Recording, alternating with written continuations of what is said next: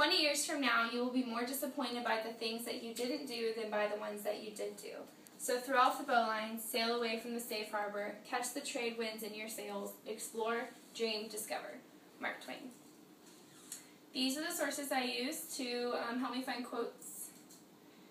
My 3 topics are battling an unknown killer, the background and accomplishments, and children and overcoming obstacles.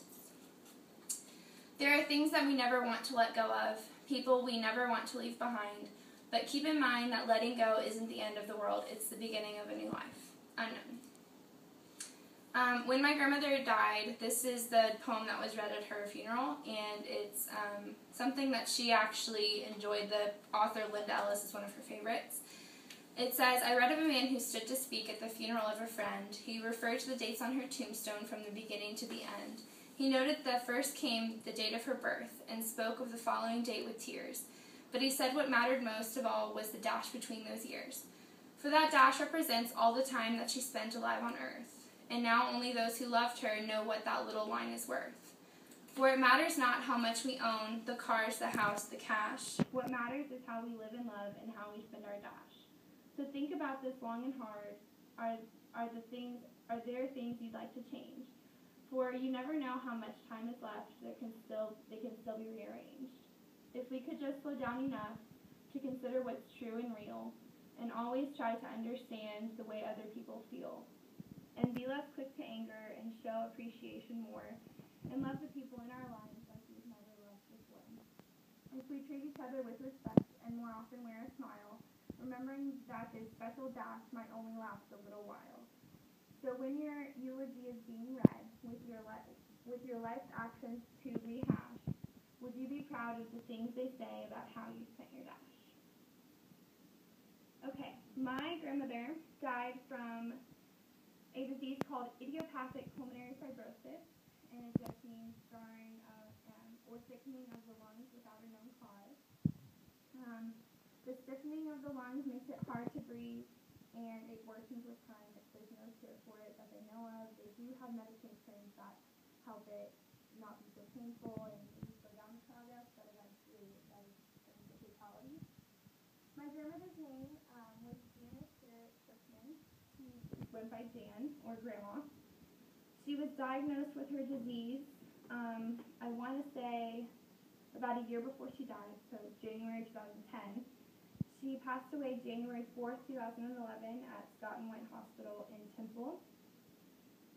So who was this woman? What was her life like?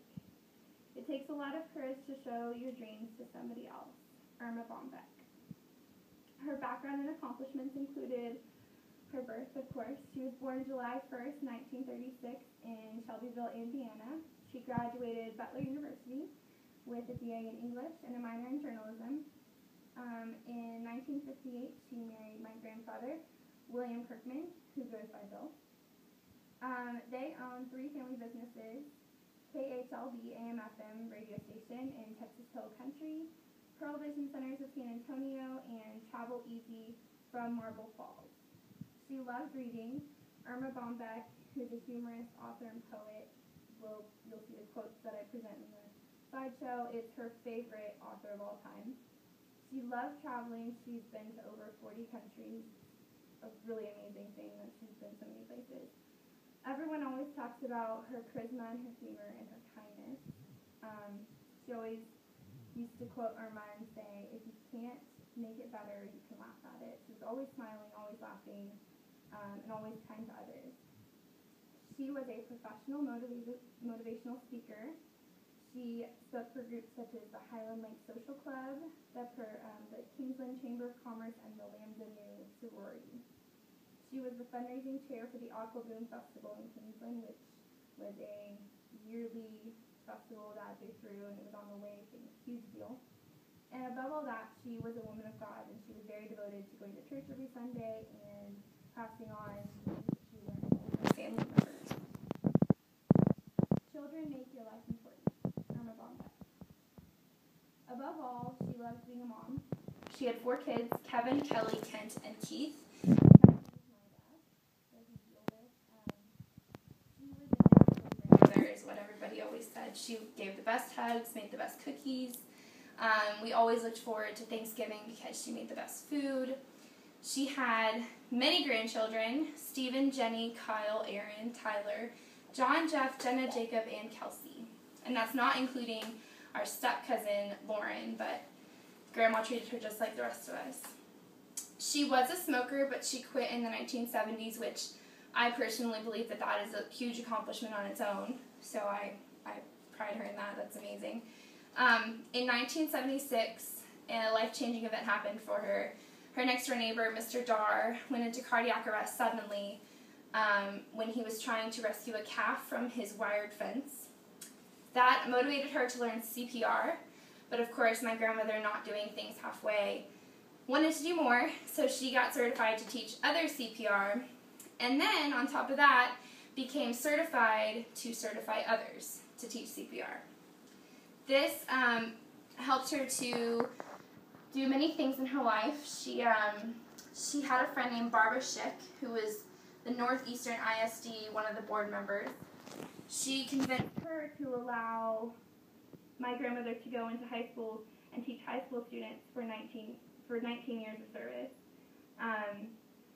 She changed tens of thousands of students' lives because she taught them how to do CPR, and even now she's saving lives every day. When I stand before God at the end of my life, I would hope that I would not have a single bit of talent left and could say, I used everything you gave me, or move on back. In conclusion, my grandmother never took any time for granted. She traveled the world and she volunteered and she raised a family. She made a difference. She celebrated the life she was given and was happy, and that's the whole point in being alive.